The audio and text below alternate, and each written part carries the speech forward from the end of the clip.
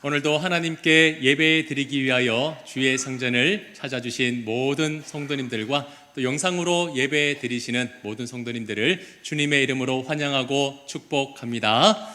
오늘도 예배 드리는 가운데에 하나님께서 더하심의 은혜가 우리 가운데 풍성하게 임하기를 소망합니다. 우리 그렇게 기대하는 마음으로 서로의 얼굴을 바라보면서 우리 성문교회의 큰 장점이자 가장 자랑할 만한 거죠. 서로 인사하며 나누겠습니다. 사랑합니다. 축복합니다. 사랑합니다. 축복합니다. 말뿐이 아니라 정말 사랑하고 우리 성도님들을 축복합니다. 지난 주일 우리는 느헤미야 12장 44절에서 47절까지의 말씀을 통해서 감사에 물들고 사랑으로 이어지다라는 말씀으로 함께 설교를 드렸습니다. 이스라엘 공동체는 단순히 성벽을 세운 것으로 끝내는 것이 아니라 질서를 세우고 균형을 지키며 또 기쁨으로 서로를 섬기는 공동체로 회복되어 갔습니다. 대중 앞에서 드러나는 찬양대부터 눈에 보이지 않는 문지기까지 모든 사람이 맡겨진 자리를 성실하게 잘 감당했고 모든 백성들은 기쁨으로 그들을 축복해 주었습니다. 해야 하니까 하는 것이 아니라 기쁘니까 하는 그 자원하는 섬김이 이스라엘 공동체 안에서 일어나기 시작했습니다. 기쁨 위에 감사가 쌓이고 그 감사는 다시 사랑으로 흘러가면서 공동체 전체가 다시 살아나는 아름다운 순환이 일어난 것입니다. 질서 위에 은혜가 더해지고 제도 위에 사랑이 흐르고 전통과 새 시대가 하나님의 뜻 안에서 아름답게 조화를 이루는 모습, 정말 하나님께서 그토록 이스라엘에게 기다린 그런 순간이었을 것입니다. 우리 또한 너무나 닮고 싶은 천국의 모델이라고 할 수 있습니다. 그래서 제가 지난 주일 설교할 때는 참 마음이 너무나 행복하고 우리 교회도 이런 모습으로 계속해서 성장했으면 좋겠다라는 그런 희망과 소망이 있었습니다. 그렇게 느헤미야 12장에서 모든 말씀이 딱 맞췄으면 너무나 좋았을 텐데, 그런데 성경은 여기에서 끝나지 않고 13장으로 이어지고 있습니다. 제가 이렇게 말씀드리니까 뭔가 불안하시죠? 딱 뉘앙스가 좋은 말 하기보다 뭔가 안 좋은 말을 할 것 같은 그런 분위기라는 것을 아마 느끼실 겁니다. 길고 긴 여정 끝에 이제 마지막 13장에 도달했습니다. 그러면 앞에서는 풀리지 않았던 것이 이 마지막에 가서는 모든 것이 다 풀어지면서 정말 모든 사람들이 행복하고 하나님께서 기뻐하시는 일로 딱 마무리가 되면 너무나 좋을 것 같은데, 안타깝게도 우리는 불편한 장면을 마주해야 됩니다. 감사에 물들고 사랑으로 이어진 공동체 안에 다시 죄로 인한 균열이 생기고 만 것입니다. 저는 이 말씀을 묵상하는 가운데 정말 이해되지 않았습니다. 어떻게 모든 백성들이 말씀을 통해 감격을 경험하고 기쁨의 예배를 드리고 감사에 물들고 사랑으로 이어지던 그 공동체가 어떻게 또다시 죄를 지을 수 있을까? 이제는 정말 달라질 것 같았는데, 아니 이제는 정말 달라진 줄 알았는데 왜 또다시 이스라엘은 죄 가운데 무너지고 있을까? 정말 너무 허무했습니다. 지난 주일에는 이스라엘 공동체가 천국의 모델이라고 말씀을 드렸습니다. 너무나 자신 있게 이것이 천국의 모델입니다. 우리 교회도 닮아갑시다. 제가 지난주 좀 들떠서 설교 드렸지 않습니까? 불과 지난주입니다. 그런데 한 주 딱 지났는데 이 또다시 죄를 짓는 이스라엘의 모습을 말씀드리려니까 너무 민망한 거예요. 지난주로 딱 끝났어야 되는데 이 또다시 죄를 말씀드리기가 너무나 힘든 겁니다. 그래서 눈 딱 감고 12장 말씀에서 끝낼까 하는 고민도 있었습니다. 그런데 하나님의 말씀은 1.1획의 오류도 없는 정확무오한 말씀인 줄 믿습니다. 그렇다면 하나님께서 이 13장을 우리에게 주신 분명한 이유가 있다라는 거예요. 그래서 일주일 동안 계속해서 말씀을 묵상하고 또 이 설교를 준비하는데 하나님께서 이런 깨달음을 주셨습니다. 13장은 실패가 아니라 하나님이 더해 주신 은혜구나. 실패의 장이 아니라 은혜의 장이라는 그런 감동을 주셨습니다. 왜냐하면 우리는 이 좋은 말씀을 듣거나 뜻하지 않은 경험을 하게 되면 나는 이제 변했어, 나는 이제 달라졌어, 나는 이제 완전히 새 사람이 되었어 라고 하지만 결코 한 번의 감동과 그 충격은요 우리를 완전하게 변화시킬 수 없습니다. 짧은 시간일 수는 있어요. 잠깐일 수는 있습니다. 하지만 영원까지 우리를 완전히 새롭게 할 그 능력은 이 세상 그 어디에도 없다라는 거예요. 우리는 이 땅에 사는 동안 절대 온전할 수 없으며 또다시 죄를 지을 수밖에 없는 연약한 존재라는 것을 성경이 말씀해 주고 있습니다. 그래서 하나님은 감사와 기쁨의 이 12장 뒤에 한 장을 덧붙이면서 이렇게 말씀해 주고 계십니다. 그래, 너희는 또다시 넘어질 수 있어. 너희는 실패하고 예전의 모습으로 돌아갈 수 있어. 하지만 그때도 나는 너희를 버리지 않을 거야. 나는 그때도 너희를 사랑하고 너희를 다시 돌아오게 할 거야. 그래서 이 13장은 우리를 책망하거나 질책하는 죄책감을 주는 말씀이 아니라 정반대로 소망을 주고 계셨습니다. 실패한 우리가 아니라 끝까지 붙드시고 함께 하시고 사랑해 주시는 그 하나님을 우리에게 보여주고 계신 거예요. 오늘 이 말씀을 통해서 영원까지 변하지 않는 그 크고 위대하신 하나님의 사랑을 만날 수 있기를 간절히 소망합니다. 아멘. 우리 성도님들, 어떤 잘못된 부분이 있어요. 이 잘못된 부분을 이 얼마나 심각한 것인지를 알려주기 위해서는 어떤 방법을 사용하는 게 좋을까요? 여러 가지 방법이 있겠지만 이것이 잘못되었다라는 것을 알려주기 위해서는 정상적인 기준을 알려주는 게 가장 효과적입니다.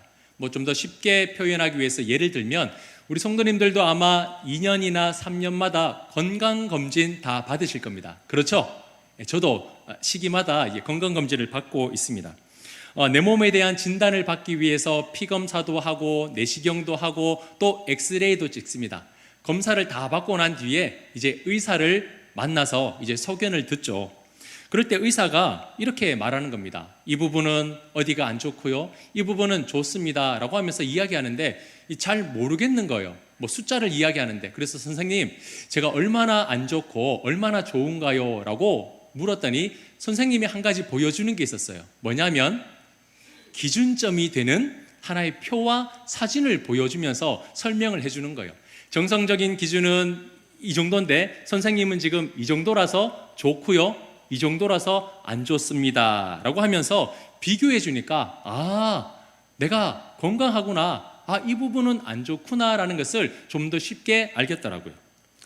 이와 같은 방법이 오늘 본문에 등장하고 있습니다.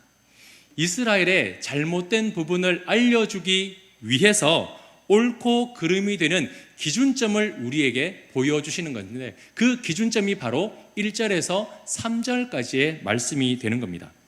자, 1절에서 3절 말씀을 보면 율법에는 암몬과 모압 사람은 하나님의 총회에 들어올 수 없다라는 율법에 대해서 언급을 하고 있습니다. 여러분, 이 사건은 신명기 23장 4절로 거슬러 올라가 보면 이스라엘 백성들이 출애굽을 할 때에 먹을 것이 마땅치 않고 너무나 힘들지 않습니까? 그래서 이 암몬 땅을 지나갈 때에 떡과 물을 주기를 요청했습니다. 우리에게 좀 먹을 것을 주십시오 라고 요청했는데 이 암몬 사람이 매몰차게 거절했습니다.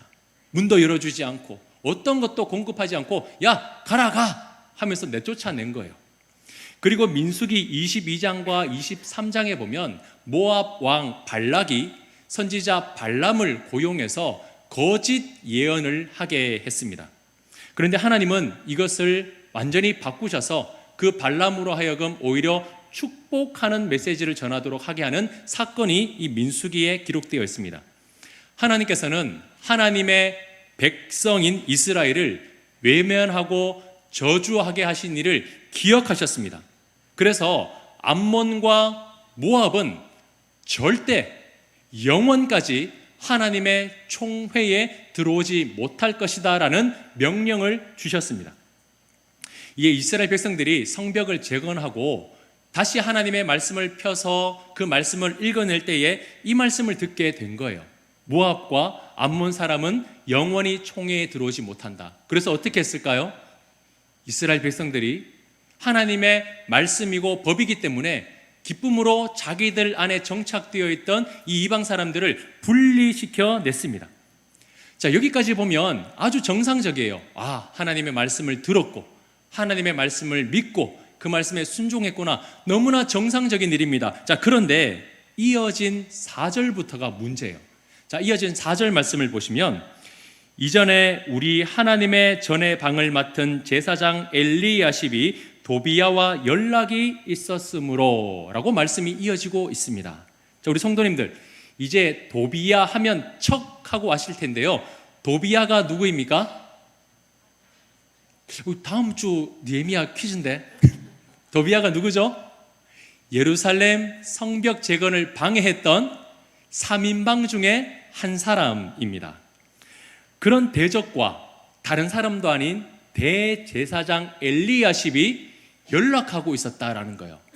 자, 성경을 자세히 보면 연락하는 것을 넘어서 5절부터 보시면 이 제사장 엘리야십이 그 대적 도비야를 위하여서 큰 방 하나를 마련해 줍니다. 근데 그 방이 어떤 방이냐? 하나님을 위하여서 제물을 드리는 소제물과 성전의 기구들을 구별해서 보관하는 장소였습니다. 하나님을 예배하고 하나님을 섬기는 위한일을 위해서 거룩하게 구별된 그 장소를 도비야를 위해서 내어주었다라는 겁니다. 자, 이렇게 생각할 수도 있겠죠. 도비야는 예루살렘 주변에서 힘 꽤나 있는 이방 사람이니까 도비야가 협박을 했거나 목숨이 위협받는 일이 있었기 때문에 이 엘리야십이 억지로 이 일을 했을 것이다 라고 생각할 수도 있겠지만 성경을 아무리 찾아봐도 그런 내용이 없었습니다. 오히려 그 반대예요. 앞서 6장 18절로 거슬러 올라가 보면 도비야는 스가냐의 사위가 되었고 도비야의 아들들은 유다 가문의 딸들과 결혼하면서 혈연 관계를 맺었습니다. 그 6장 18절에 나와 있어요. 그렇기 때문에 이 엘리야십과 도비야는 이미 이전부터 어떠한 깊은 혈연 관계와 같은 관계들을 계속해서 맺고 있었다라는 겁니다. 자, 그러다가 10장에 가서는 이스라엘 백성들이 죄를 자복하면서 하나님께서 원하시지 않는 이방 사람들과 분리하겠다라는 결단을 합니다. 그래서 자기 공동체들 안에서 이방 사람들을 내어 쫓고 자기 자녀들을 절대 이방 사람과 결혼시키지 않겠다라는 언약까지 세웁니다. 이게 10장에 있었던 일이에요. 그런데 엘리야십은 그 관계를 끊어내지 못하고 있었다라는 겁니다. 한쪽 편에서 모든 백성들은 하나님의 말씀에 감동하고 순종해서 다 끊어내고 있었는데 정작 대제사장 엘리야십은 끊어내지 못하고 연락하고 심지어 그를 위하여 하나님께 구별된 방을 내어주기까지 했다라는 겁니다. 그런데 하필 이 일이 언제 일어났느냐? 오늘 본문 6절을 보시면 느헤미야가 아닥사스다 왕의 부름을 받고 잠시 자리를 비울 때였습니다. 올해도 아니에요. 아닥사스다 왕이 불러서 잠시 예루살렘을 비운 그 짧은 시간에 이 엘리야십이 이런 행동을 했다라는 겁니다. 저는 이 말씀을 묵상하면서 무너진 것을 회복하는 데는 수개월, 수년이 걸리는 굉장히 극심한 고통을 감내해야 되는데 또다시 흔들리고 무너지는 데는 단 며칠이면 충분하구나라는 생각이 들었습니다. 소 잃고 외양간 고친다는 속담도 있지 않습니까? 무너진 것을 다시 세우려면 몇 배, 수십 배의 노력과 고통이 따릅니다. 그런데 힘들게 세운 그것 무너지는 데는 한순간이다라는 거예요. 그렇기 때문에 우리는 오늘의 신앙에 있어서 결코 자만해서는 안 됩니다. 이제는 안전할 거야. 이제는 완전히 달라졌어. 다시는 예전처럼 안 변할 거야. 그건 우리의 큰 착각입니다. 어제와 다르게 또 넘어질 수 있는 것이 바로 우리예요, 우리. 그렇기 때문에 항상 영적인 긴장감을 놓치면 안 됩니다. 나는 완전히 달라졌어. 나는 완전히 새로운 존재가 되었어. 며칠 뿐입니다. 얼마의 시간이 지나고 이제 느헤미야가 다시 예루살렘으로 돌아왔습니다. 돌아오고 난 뒤에 이 엘리야십이 도비야를 위해서 이 일을 했다는 것을 알게 되었어요. 자, 그래서 8절을 보시면 내가 심히 근심했답니다. 그리고 도비야의 세간을 그 방 밖으로 다 내어 던졌습니다. 느헤미야가 이 사실을 알고 근심했습니다. 왜일까요? 왜? 곧바로 찾아가서 막 다 끄집어내고 부신 것이 아니라 왜 근심했을까요? 엘리야십이 느헤미야와 특별한 관계였기 때문입니다. 다른 사람도 아니고 엘리야십이 그 일을 했다는 것이 도무지 이 느헤미야가 믿어지지 않는 거예요. 엘리야십이 누구입니까? 이스라엘의 대제사장입니다. 영적으로 최고의 권위를 가진 사람이에요. 그리고 누구보다 이 성벽을 재건하는 일에 느헤미야를 도와서 함께했던 그의 동력자였고 둘도 없는 가족과 같은 사람이었습니다. 그런 엘리야십이 어떻게 대적인 도비야에게 하나님의 성전의 한 부분을 내어줄 수 있었는가? 느헤미야는 도무지 믿어지지 않았고 충격을 받은 거예요. 그래서 이 일을 어떻게 해야 되나 많은 고민들을 했을 겁니다. 자, 만약 우리 성도님들이 이 입장이라면 어떻게 하시겠습니까? 가족처럼 지내고 둘도 없는 영혼의 단짝이고 주중에도 연락하고 만날 정도로 굉장히 친분이 있는 이 사람이 어떤 잘못을 했다는 것을 알게 되었어요. 그러면 여러분 어떻게 하시겠습니까? 이런 마음도 들지 않겠어요? 에이, 다른 사람도 아니고 내 단짝인데 만약 내가 그 사람에게 싫은 소리 하면 그 사람이 나를 떠나는 거 아닐까? 상처받지는 않을까? 나와 멀어지면 어떡하지? 또 다른 사람도 아니고 대제사장 엘리야십인데 교회에서 정말 중요한 직분을 맡고 있고 누구보다 많은 일들을 하고 있는 이 사람에게 안 좋은 이야기를 한다면 그 사람이 떠나가면 어떡하지? 뭐 이런 마음도 들지 않겠습니까? 제가 그 입장이 된다는 가정하에 좀 더 쉽게 표현하면 뭐 이런 거죠. 다른 사람도 아니고 이준호 목사님인데, 다른 사람도 아니고 우리 당회 장로님인데, 다른 사람도 아니고 교회를 위해서 제일 열심히 섬기시는 안수 집사님, 권사님, 집사님인데 너무 고민이 되는 게 사실일 겁니다. 그렇다면 느헤미야는 어떻게 했을까요? 다른 사람도 아니고 엘리야십인데 눈 감고 넘어갔을까요? 그렇지 않습니다. 결국 도비야의 세간을 방 밖으로 끄집어내고 그 방을 정결한 후에 하나님의 것으로 다시 채워 넣었습니다. 자, 느헤미야가 책망할 대상이 동력자이자 대제사장인 엘리야십이었음에도 불구하고 그렇게 결단할 수 있었던 이유가 무엇이었을까요? 단 하나입니다. 하나님의 말씀이었기 때문입니다. 하나님의 말씀. 자, 성도님들, 여기서 질문을 하나 드리겠습니다. 조금 전에 말씀을 드렸지만 예루살렘 성벽 재건을 방해했던 3명의 이름 기억하십니까? 알면서도 문제 유출될까봐, 담 유출될까봐 지금 말씀 안 하시는데, 산발락과 도비야와 게셈이죠. 자, 그러면 문제, 그들의 출신이 어딘지 아십니까? 제가 힌트를 너무 많이 드렸습니다. 제가 이렇게 말하는 이유가 있겠죠. 그들의 출신 아십니까? 산발랏은 어디 출신이죠? 호론 사람 산발랏. 그리고 게셈은요, 아라비아 사람 게셈입니다. 자, 그러면 마지막 도비야는 어디 출신일까요? 암몬 사람 도비야입니다. 자, 여러분 이제 퍼즐이 맞추어지십니까? 왜 느헤미야가 그 가까이 지냈던 엘리야십이었음에도 불구하고 그가 행했던 일에 주저하지 않고 도비야의 모든 것을 꺼내낼 수 있었던 이유 무엇이었을까요? 도비야는 암몬 출신이었기 때문입니다. 암몬 출신은 하나님의 총회에 들어올 수 없다는 하나님의 말씀이 이미 있었고, 이스라엘의 모든 백성들은 그 말씀에 순종해서 이미 다 분리를 시킨 상태였습니다. 그렇기 때문에 아무리 엘리야십이라 해도 그 말씀에서 예외가 될 수 없었기 때문입니다. 느헤미야는 개인적인 감정이 아니라 철저하게 하나님의 말씀을 기준으로 이 일을 행한 겁니다. 성도님들, 말씀은요 결코 개인적인 감정과 관계보다 앞설 수 없습니다. 교회의 기준은 하나님의 말씀이에요.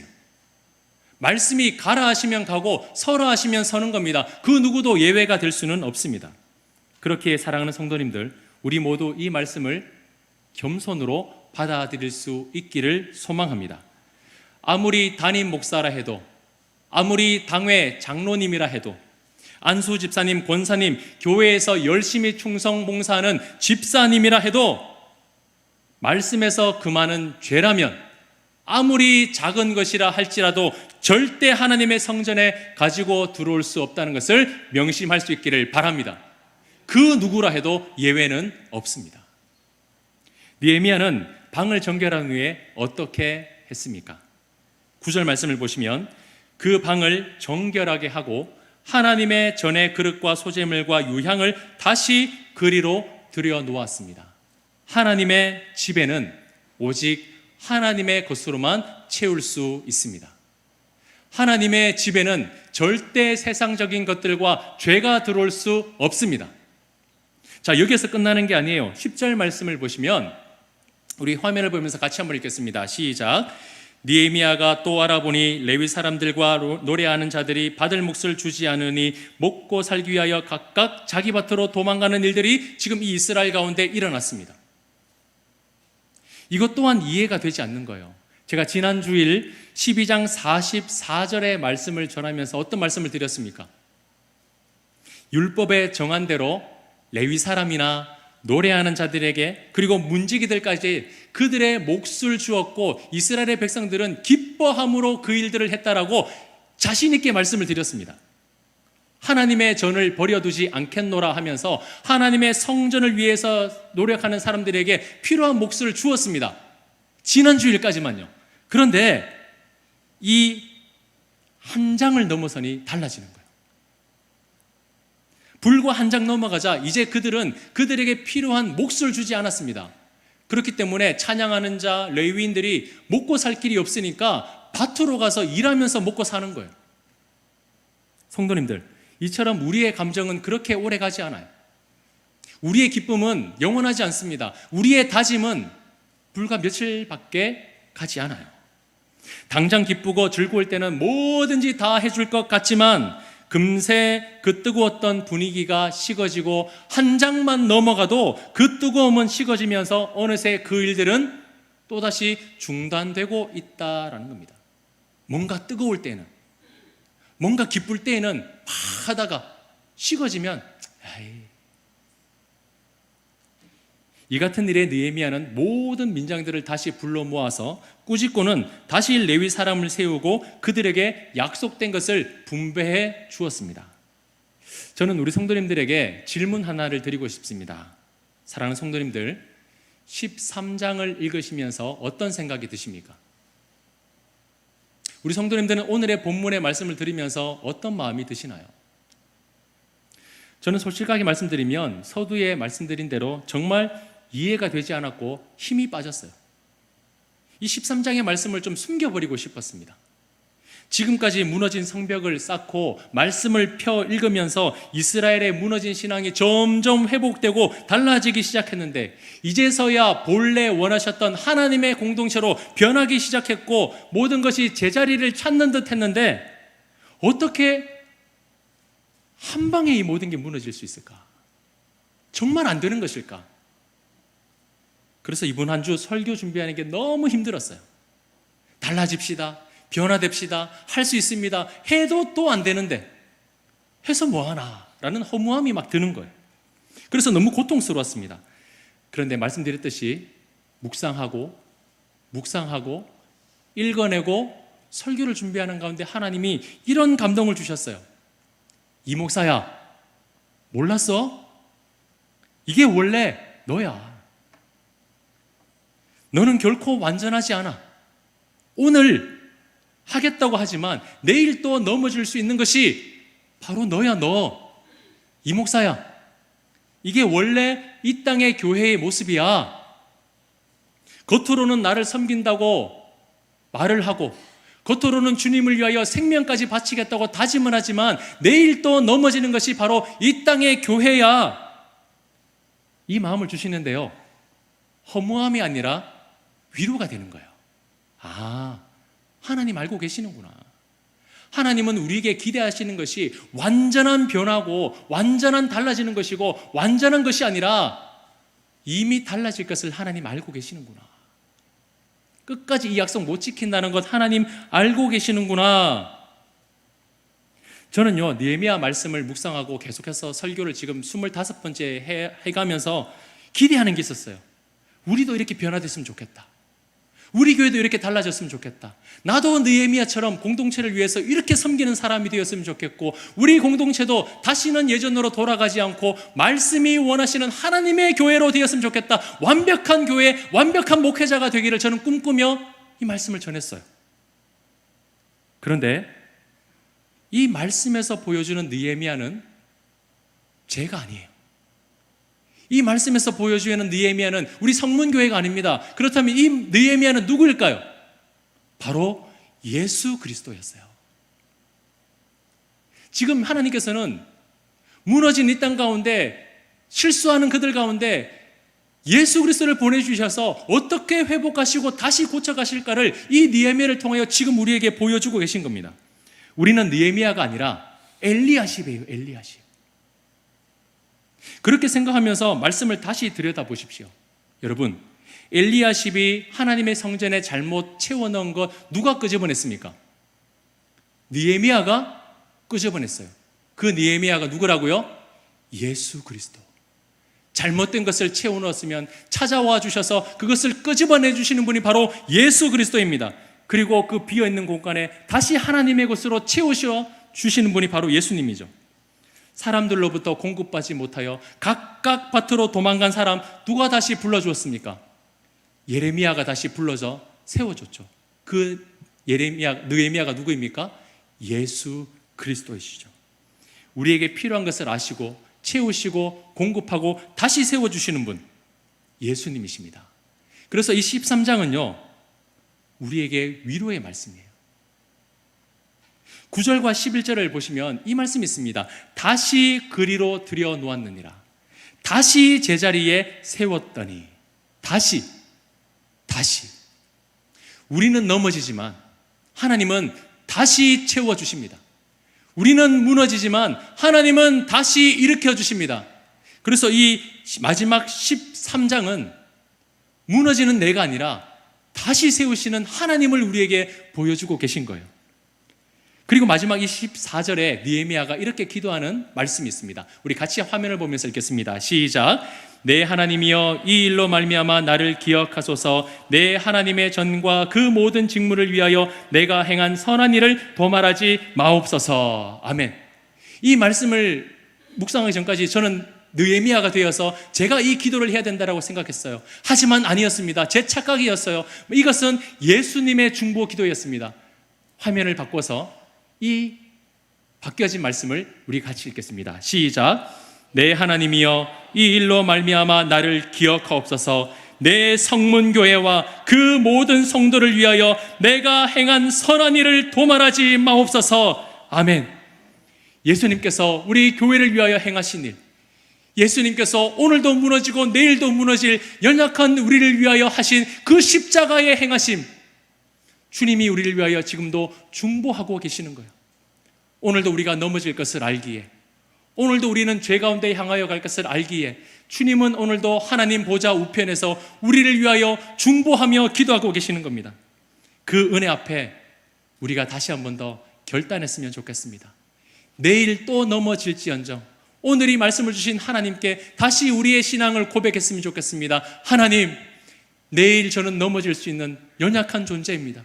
불안한 존재입니다. 그러나 다시 세우시고 다시 채우실 그 하나님을 의지하오니 주님, 저를 받아주십시오. 저를 만져주십시오. 저를 고쳐주십시오. 이제 주님의 손에 붙들려 살아가는 주님의 자녀가 되고 하나님의 공동체, 하나님의 교회가 되기를 소망합니다. 사랑하는 성도님들, 실패한 엘리야십이 우리라는 것을 기억하실 때에 하나님은 예수 그리스도를 통하여 우리를 다시 회복시켜 주실 줄 믿습니다.